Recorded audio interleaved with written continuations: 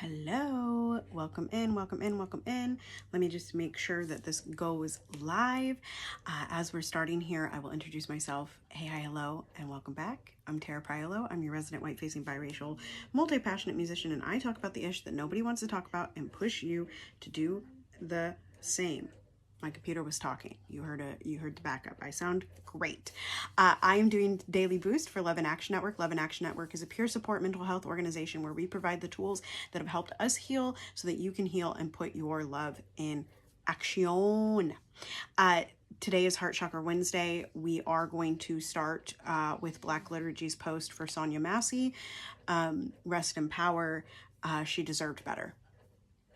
As do we all. Quite frankly, we deserve better, and I'm gonna try not to completely lose it because I'm still processing. You can find our CEO, CEP, Andre Stith, Dr. Flo on all platforms at Andre in the Flow, and join us at lovedandlovable.bio.link. You can also join my new Telegram conversation because right now, we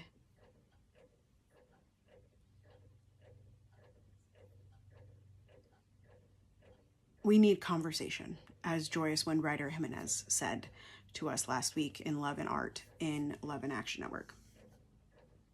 Anyway, did it go live? It did go live. Excellent connection, it says. Why don't I see your comments, Dr. Flo? Oh, there it is. Do it. Do it to it. Yeah. Okay. So, let's get started. Like I said, this is from Black Liturgies. I'm going to read the caption first and then I'll read the slides and we're going to just take a breath together. It says, a pause in my hiatus because Sonia Massey was, and she still should be, shot 3 times in her nightdress in her home because this country gives badges and guns to spineless cowards content to destroy us. Demanding justice, yes, but with the quiet interior recognition that justice won't bring her back. The stanzas from Audre Lorde are from her poem, Need a choral of Black women's voices. She said she wrote it for Black women to read aloud on days like this. Remember your bodies today, breathing with you. And on the top of these slides, it says, for Sonia Massey. Her first words at the door, please don't hurt me.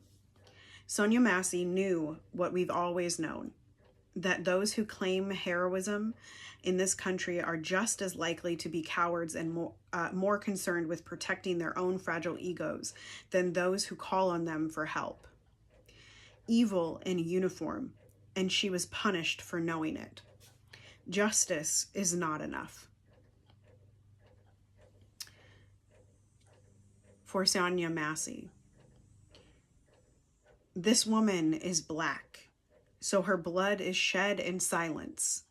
This woman is Black, so her blood falls to the earth like the droppings of birds to be washed away by silence and rain. For Sonia Massey, how much of this truth can I bear to see and still live unblinded? How much of this pain can I use? We cannot live without our lives. We cannot live without our lives.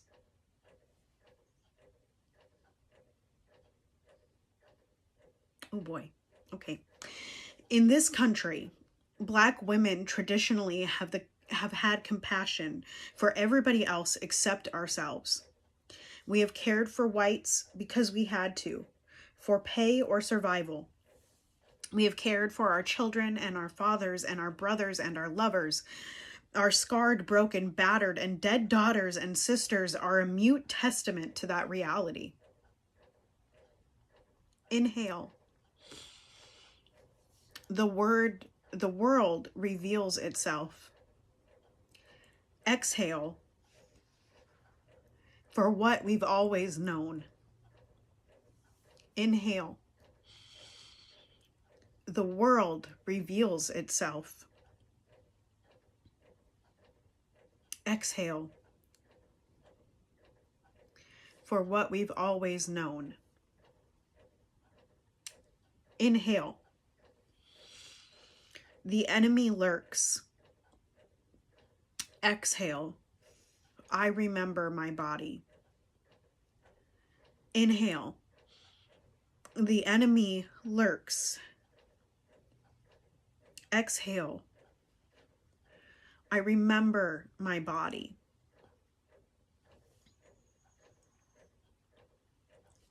Late last night, because as I saw Tamika D. Mallory say this morning, that I'm not sure that this one has fully processed. And I'm not sure, like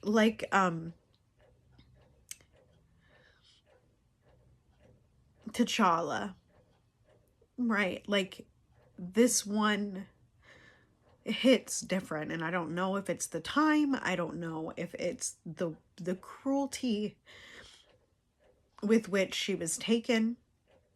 But I got up and I said, like I've said every single time, how much more blood?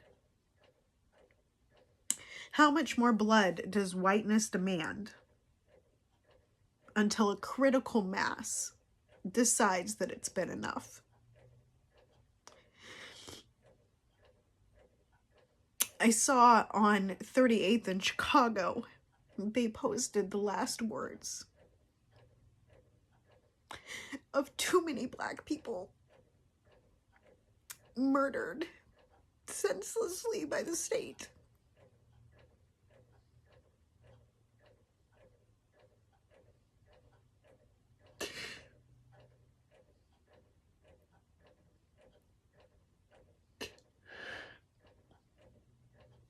And George Floyd's will always stick out to me. He said, "Mama, I'm going through it." And when we reach for those that we so heartlessly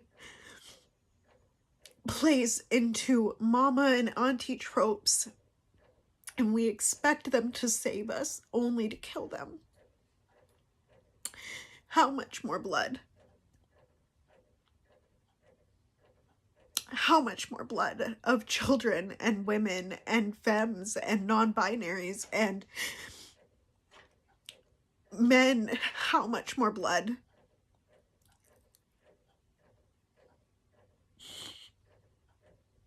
Y'all don't see this often anymore, and I'm not going to apologize for it.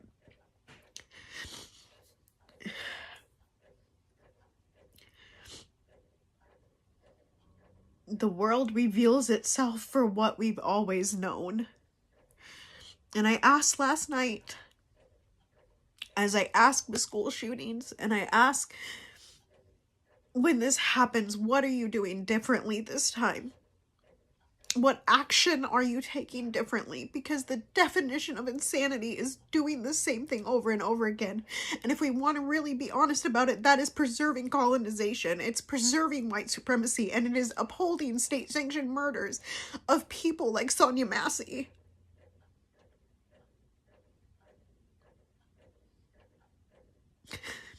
And the murder of anyone is the murder of all of us.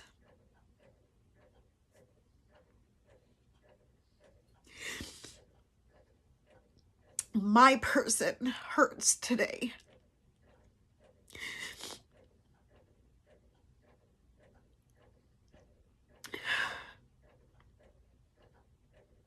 I have to believe in shared humanity. I have to believe that it's still there in all of us. And I know people need breaks, and I know it's a lot to hold. And I know people are scared to speak out, and I know people are scared to even just have a conversation. And I know that the people that have reached out to me that are like, "I'm so sorry, I just don't understand."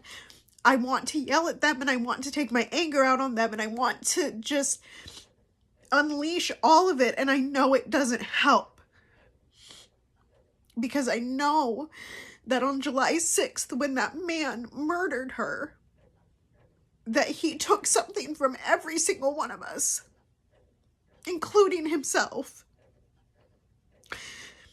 And I have to remember that even he deserves to eat. And what I was going to bring to the table today was this conversation about how we dehumanize everyone. We sit here and we say he's a felon, and I hate him too, but calling him a felon is dehumanizing. It's ripping our humanity from the inside. Calling her a cop is ripping our humanity from the inside. It's what allows for a man to go in and murder a woman over a pot of boiling water. She said, "Please don't hurt me," because she had been hurt her entire life by men like him, and it didn't matter the color.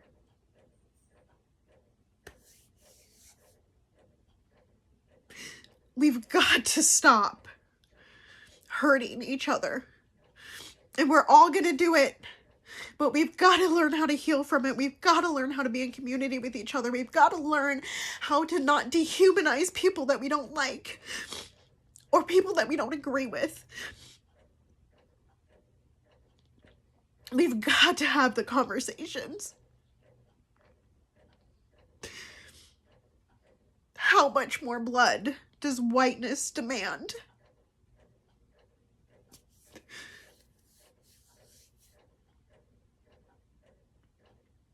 The world is still watching. It's been watching since George Floyd. It's been watching since Eric Garner. It's been watching since Trayvon Martin. It's been watching since the white Europeans stole people from the coast of Africa. It has been watching. And my question is, how much more blood and what action are you taking that is different this time? What is your decision today to preserve the lives of people just like you and just like Sonia?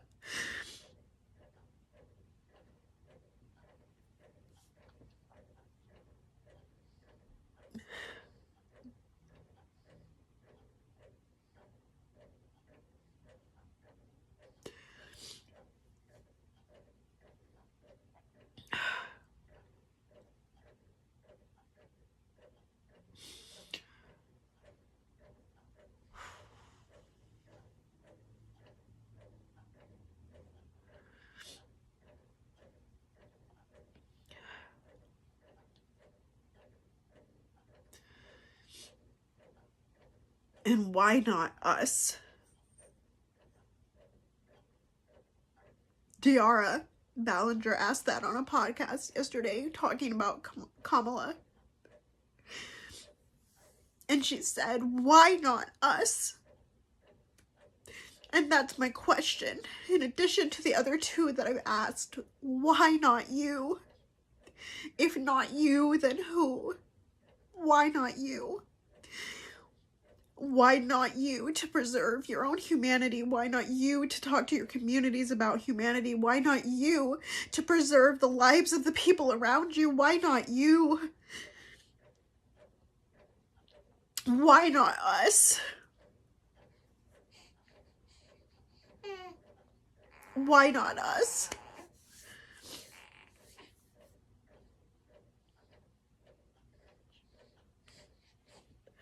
Why not us?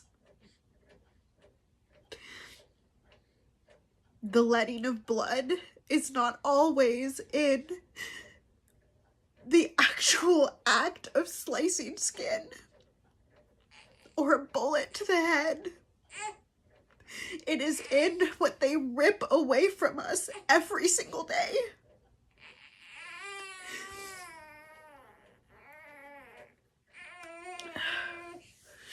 Let me grab my baby really quick, y'all. Baby.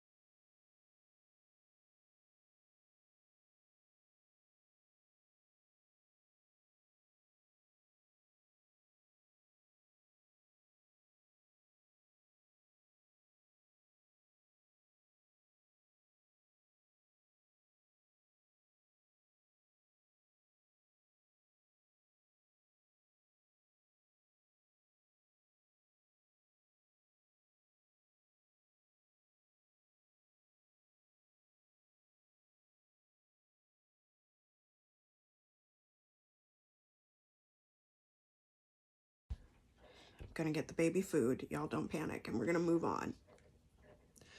Thank you for holding space, and thank you for letting me have that moment. A reminder that grief is never linear.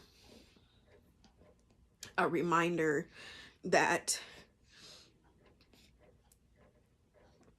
we can all care more, and we can all love more, even when you think you can't. And it is because of a heart chakra, my love for the world, my love for every single person, that I sit here and I mourn. And I don't just mourn for Sonia, and I don't just mourn for the Black people. I mourn for what this takes from white people. I mourn every single day to see how heartless people are. I mourn for them too. And there's got to be space for that. I mourn for how harmful it has made them.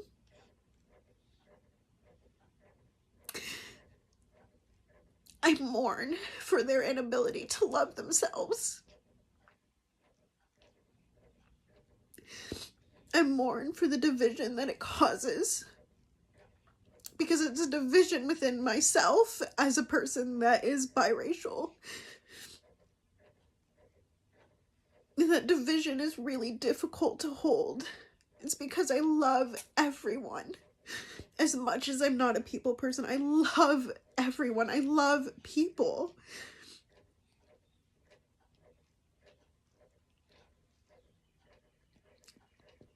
I love fearlessly and unabandoned.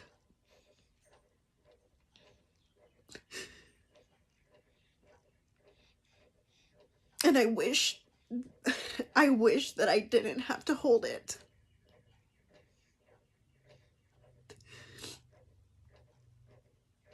I wish that I didn't have to hold it.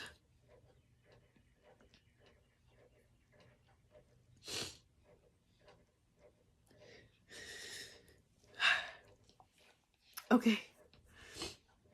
Let's do heart chakra.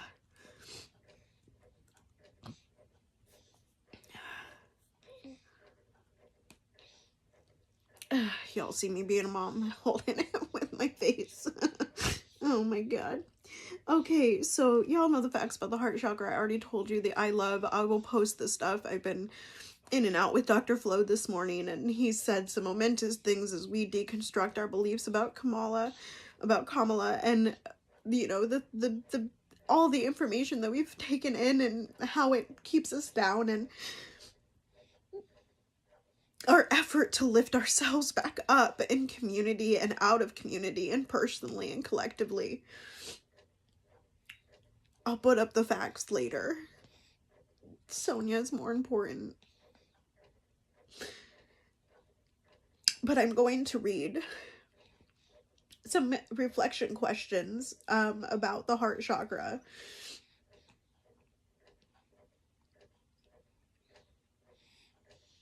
And I think the first two, which I may have read last week, are appropriate. Self-love and acceptance. How do I show love and compassion to myself?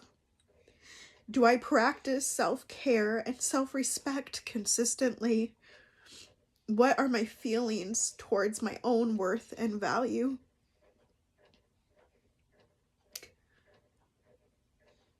And my love for others. How do I express love and compassion towards others? Am I able to forgive those who have hurt me? And if not, what is holding me back? Do I feel worthy of receiving love from others? I'll read them again. I'm not going to answer them today. How do I show love and compassion to myself? How do I practice self-care and self-respect consistently? What are my current feelings towards my own worth and value? How do I express love and compassion towards others? Am I able to forgive those who have hurt me?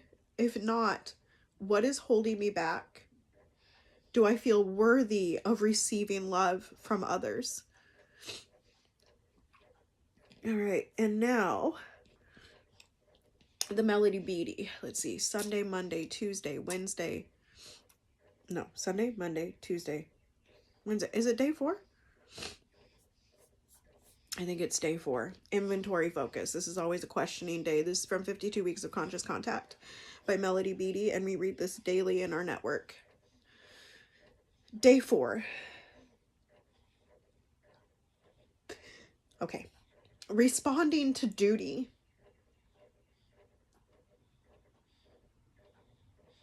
Responding to duty separates the men from the boys and the women from the girls. Can you let go of what you would rather be doing and do something else? The inventory focus.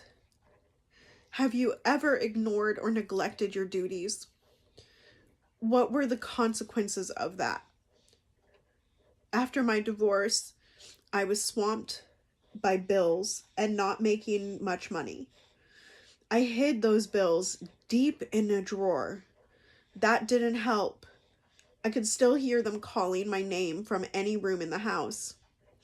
Is some duty whispering or screaming at you right now? Wouldn't it be easier to just say yes?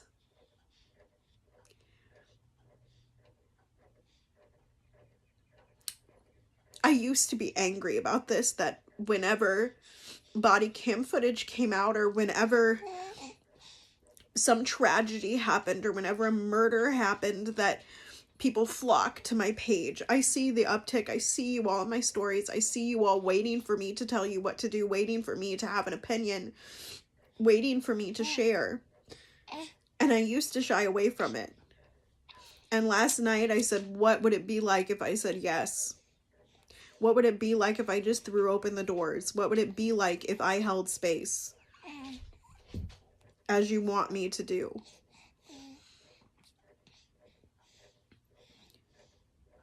Sonia deserved a man of duty. A man who was protecting and serving. But you can't protect and serve when you don't think people are people. And that's not a far cry from even those who don't pull the trigger. There's a lot of people that dehumanize each other. And there's a lot of people that need to find the humanity for people that they disagree with. And people that they hate.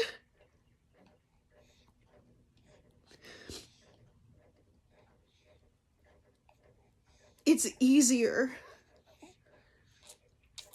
It is easier to love than it is to hate. It is easier. It's just easier to say yes.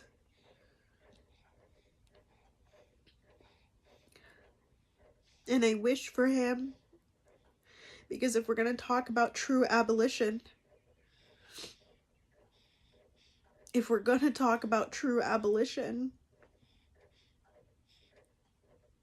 then we're not talking about punitive justice. We're talking about loving him too.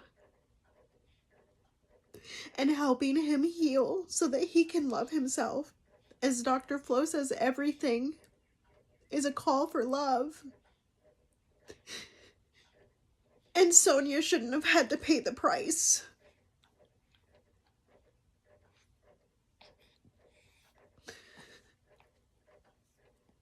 But that is the price that we will continue to pay until we decide to heal and to actually love each other. And to actually see everyone as human. My baby's pooping, y'all. My duty to my kid. My duty to my kid is to love myself enough. is to love myself fiercely and unabandoned. My duty to the world is to do that.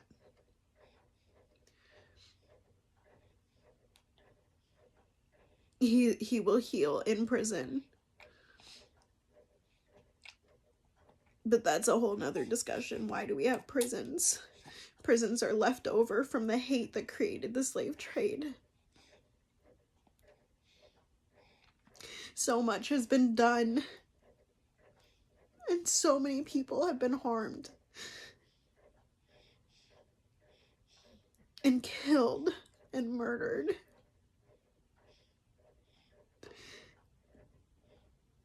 Because there just wasn't enough love.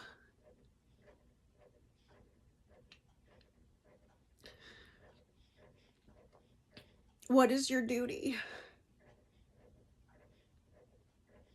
What is your duty to yourself? And what are you doing different this time?